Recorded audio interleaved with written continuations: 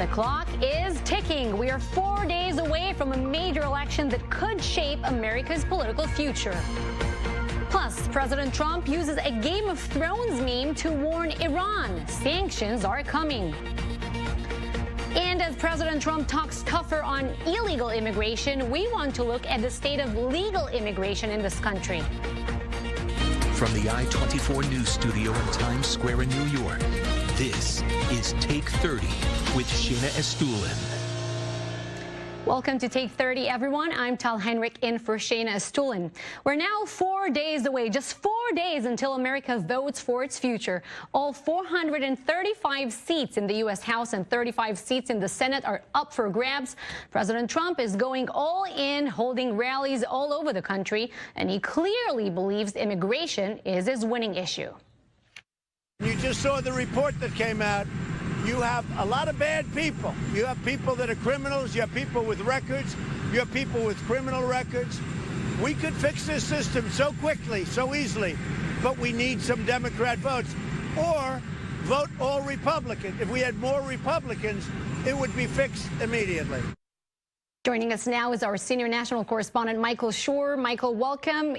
Whether it's a Trump midterm strategy or not to try and shift the discussion, the political debate nationally to immigration, this seems to be working, isn't it?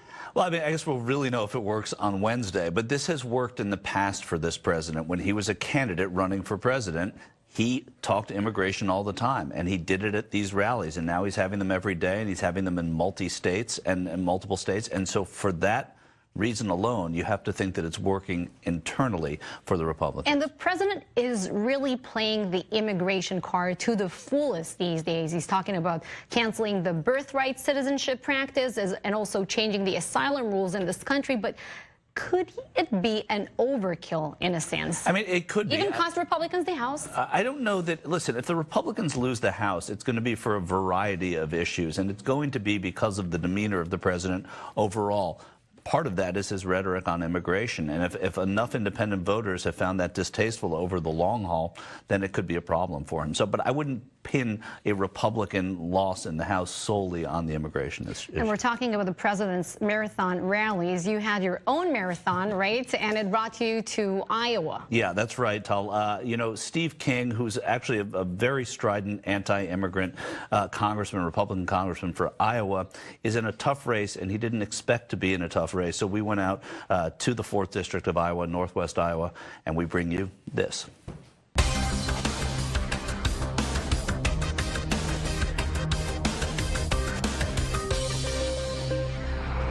It's harvest time in Iowa's 4th Congressional District, and J.D. Scholten is taking to the road to reap votes. I can't convince you.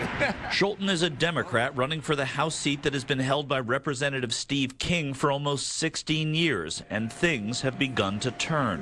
What we've been able to do is take a race that's traditionally 22, 23-point race, moved it to 10 about 2 months ago, moved it to 6 a little bit after that, and then on Monday night it showed we're within 1. There was a man who grew up in Iowa. Today, Scholten is in Clear Lake, Iowa, as part of an informal 4-day tour taking him across Highway 18 in northwestern Iowa. And when I thought about launching this campaign, one of the things that made me comfortable with it, I was like, I know this district. His 4th District roots go way back. Surf Ballroom, where the famous Buddy Holly and the Big Bopper. And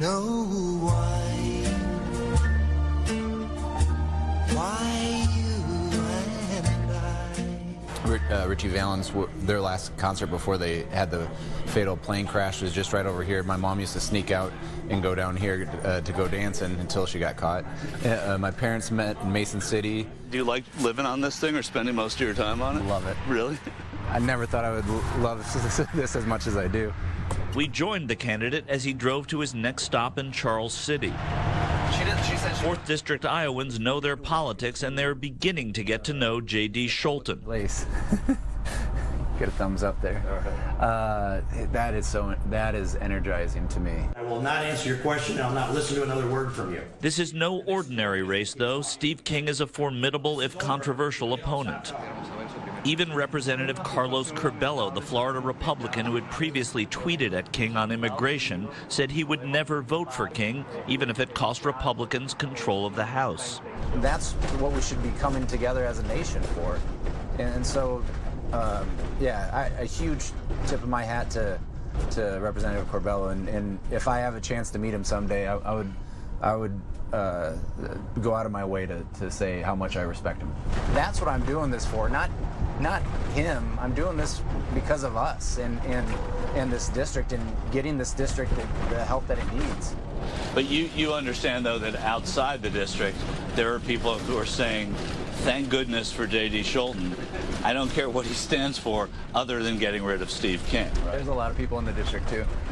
Scholten has been raising huge sums of money in the last week of the campaign and says his message is getting through.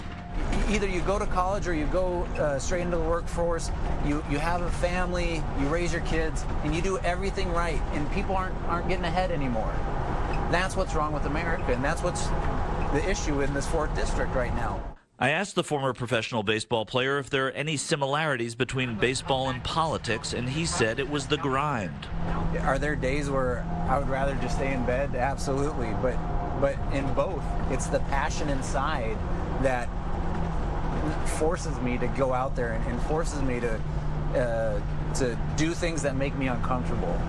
It is nearly dusk in the 2018 midterms, but for this insurgent Midwestern underdog, the road goes on for a few more days.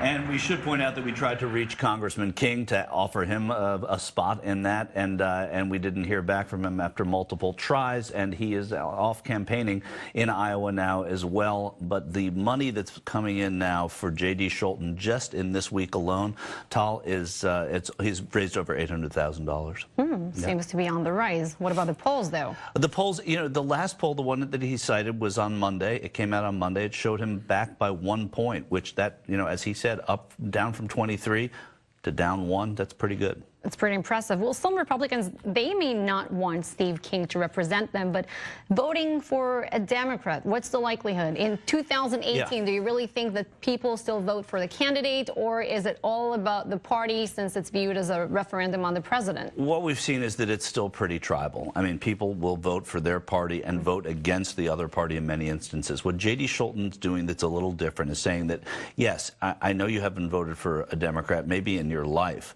What I'm asking you to do is say that maybe Steve King shouldn't be our representative. Give me your vote, give me 2 years, and then let me come back to you and see how I did.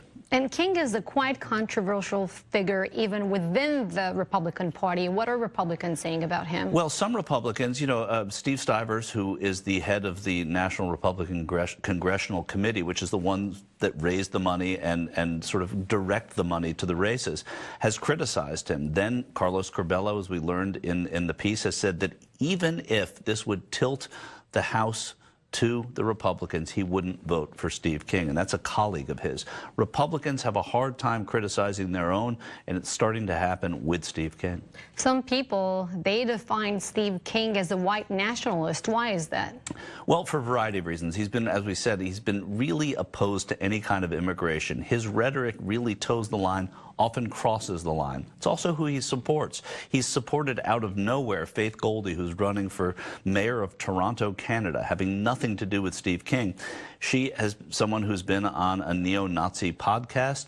She's somebody who has talked in very strident terms, too, about immigration in Canada. He went to Austria and entertained the far right. I was in Washington, D.C. when Geert Wilders, who is the Dutch politician who came over with these nationalist ideas, came to Congress. There were 2 members of Congress that invited him there, Louis Gohmert of Texas and, of course, Steve King of Iowa. And just briefly, what are the top issues for voters in Iowa? It's what you're seeing everywhere. It's health care. It's funny because Democrats for a while were running away from the issue because it was a toxic issue for about over a decade, maybe more. And now you see Democrats embracing health care because people in America, generally speaking, when something is given to them, they don't like seeing it taken away. Michael, sure, we will see a lot of you on Tuesday, right? I'll be right here. Thanks, Tom. We will as well. All right, still to come here on Take 30. New U.S. sanctions hit Iran's oil, so what will it mean for prices at the pump? Plus, we talk with one of America's leading immigration lawyers on America's immigration crisis. That's coming up here on Take 30. Don't go anywhere. We'll be back right after the break.